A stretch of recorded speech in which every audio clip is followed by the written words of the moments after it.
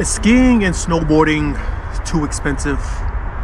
It's a topic of conversation that everybody is having nowadays, or at least it seems like everyone is having nowadays online. And maybe that's not 100% accurate, but is skiing and snowboarding more expensive now than it used to be? I think you have to look deeper into that question to give an honest answer. And before you crucify me and call me out of touch, just listen to what I have to say. I think skiing and snowboarding aren't that expensive now. And the reason why I even want to touch on this conversation is because I think we have so much misplaced anger and rage. I think there are a lot of things in this world that are a lot more expensive, that are too expensive, that is increasingly becoming more and more expensive. I tend to think a portion of that is on us. It's the things that we want in society that drive the cost. Say groceries. I haven't been to the grocery store in the last, I don't know how long, where I can't come out with a single plastic shopping bag that's like $50. And every time I look at that and I see this many items and it's that much money, it just kind of blows my mind. But we live in a world where we want every convenience at the tip of our hands. We don't want to live regionally or locally. We want to live globally. We want apples no matter what time of season it is. We want strawberries. We want this. We want that. And all that extra complexity, all that need for everything on demand doesn't do anything but elevate prices. Like, take houses for example. Nobody can argue that houses are affordable. Prices of houses, it's crazy. But who wants a little small starter home? Everybody wants 4 or 5 rooms, wide open spaces, cathedral ceilings, hardwood floors. Nobody wants that smaller home. And it's things like that that put that force on prices. If we don't actually want something that's more affordable, the people who are providing it aren't going to give us something that's more affordable. If you want something that's $5, $10, when something that's $2 or $3 should be acceptable, the people providing it are going to charge you $7. They're always going to want to put a little bit over the top of the premium that you're willing to pay. So we're making things so much more expensive. And I think skiing and snowboarding, with the 2 biggest evil corporations in existence, are making it more accessible. Honestly, making it so it's easier to do. There are very few things that are dramatically becoming worse and worse, and you're getting more and more people to participate in it. That's not the normal way things work. We usually tax the things we want less of, and we subsidize the things we want more of. So the fact that people are flocking to skiing and snowboarding more so than I have seen in a long time, because the industry was dying at a point in time. They were talking about the aging demographics and the baby boomers, and even older than them, being the driving force of the ski and snowboard world. And they still are to a certain extent, where my Generation X, is kind of following in their footsteps. But skiing and snowboarding was getting older. It was dying. They needed a way to bring in new lifeblood, new demographics, younger demographics. Families that weren't the typical family that would have been skiing and snowboarding. And that's what the Ikon Pass and the Epic Pass did. And there is always that driving argument of the lift prices at the ticket window are ridiculous. But those are fake, and they've been fake ever since they came up with the pricing model for the Mega Pass. They're not meant to be purchased. They don't want you to purchase them. That's why they're elevated. So we got to take that out of the discussion and the conversation, saying the ticket prices are $100, $200, $300. Those aren't real prices.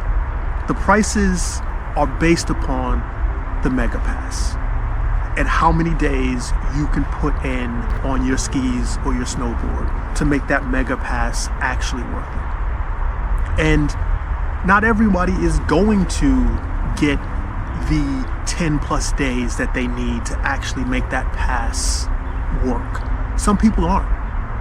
And that's understandable. That's acceptable. That's just a certain amount of slippage.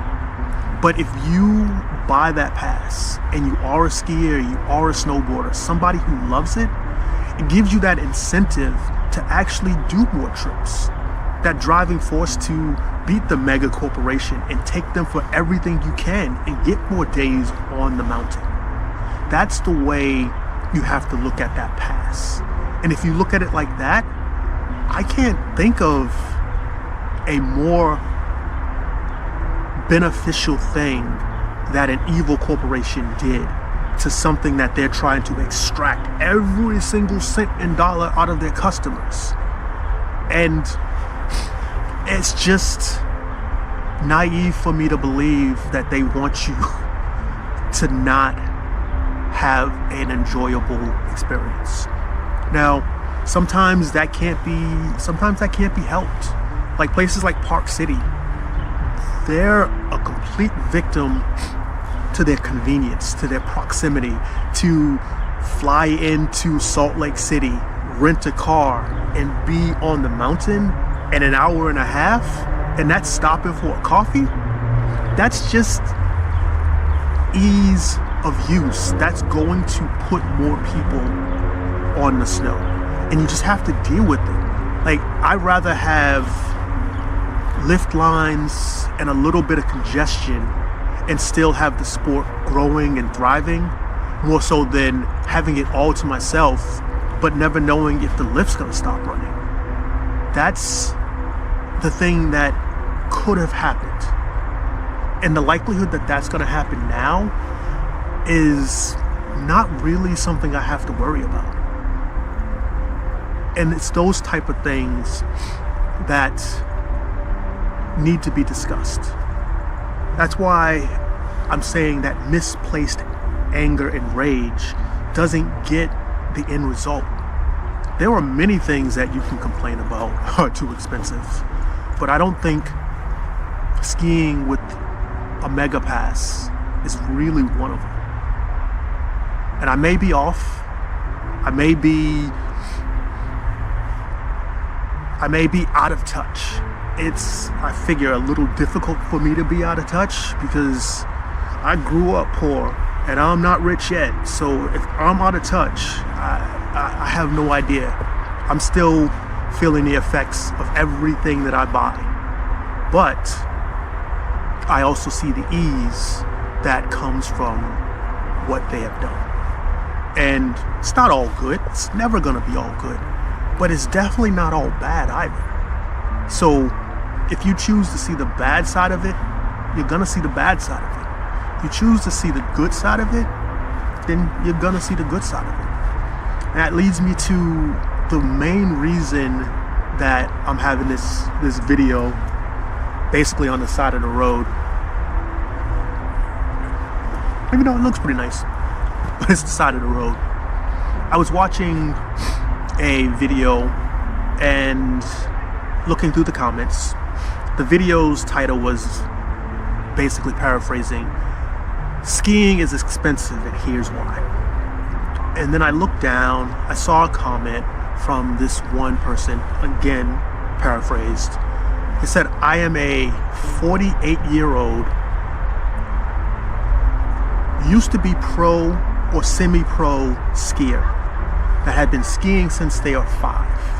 I haven't stepped foot on the mountain since 2018 because it's too expensive.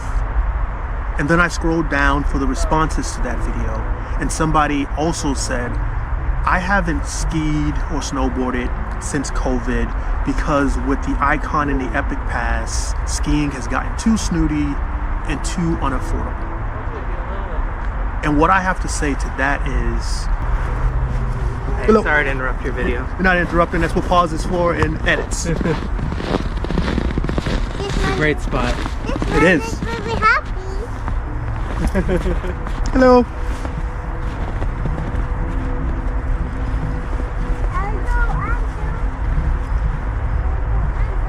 What are you filming about?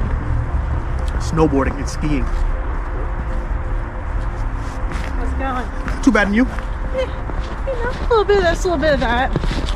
But I'm just have to like glided down. I come here a lot. Yeah. I used to go fishing here. I would say that if you're doing something you love, that you've been doing since you were 5, and you made it to a semi-professional level in it, and then you haven't been doing it for 5, 6, 7 years because it's gotten too expensive, more than likely that's a you thing, and it's not the total expense of the activity.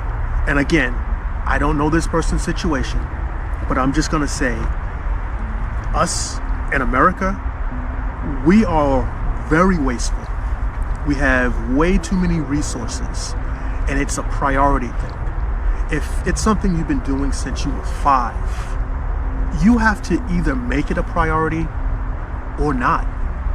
And if you can't figure out a way to make it affordable, then it's probably not for you anymore. And that's what I've been seeing a lot of people saying, well, I don't ski or I don't snowboard anymore because of this, because of that. Those are nothing but excuses. You do what you prioritize. You sacrifice for the things that you care about and you love. And it's all in that, whether you believe you can or you can't, you're right. I'm gonna give you a little bit of my grandmother's wisdom. She said this, and I don't remember if she said it once and it just resonated with me, or if she said it over and over again. But what she said that sticks with me to this day is, nothing beats a failure but a try. And that's that mindset that a lot of those people, I think they've lost. It's a can't do mindset. And I'm all about a can do mindset. If you can't figure out with the pass structure, with discounted equipment, with all the other things and driving forces out there to make something accessible, if you can't figure out a way to afford it, then it stopped being for you, and that's fine. But it's not because it got too expensive. It's always been expensive. It has never not been expensive, and it's never not going to be expensive. It's a labor-intensive thing to operate. It's a luxury type of activity. So I don't know what price point you want it at, but the reality of it is, if you work it hard enough, especially with a pass structure, you can get it down to those reasonable prices. Go more often. Go more often. Go more often. And if you can't, just accept that and enjoy the amount of times you can go. Because all the griping about it being expensive when there are so many other things that are expensive, that are more important to your daily life, your family's daily life, that are expensive. Talking about skiing and snowboarding being expensive when it was never affordable, that's first world problems if I couldn't think of another first world problem. But that to be said, I might be out of touch. I may not know what I'm talking about. I am not taking in consideration everybody in the discussion, the most destitute, the person who cannot afford, who cannot. I'm not taking them into consideration. You're right, I'm not. Because all conversations have to eliminate some on the top, some on the bottom, to get your point through to the people in the middle. And that's what I'm trying to do. I'm trying to have a general conversation based upon my 30 years in the sport and my 50 years on the planet. My rise from being poor to moving on up to the big leagues. It's my interpretation. It's my observation. And for that, especially on my channel, it's hard for me to be completely off base. You may not agree. You may completely disagree. But leave it in the comments. Just be nice, be respectful, be as forceful as you need, but just don't be ignorant. Let me know how you feel. I'm Blair. Come on over.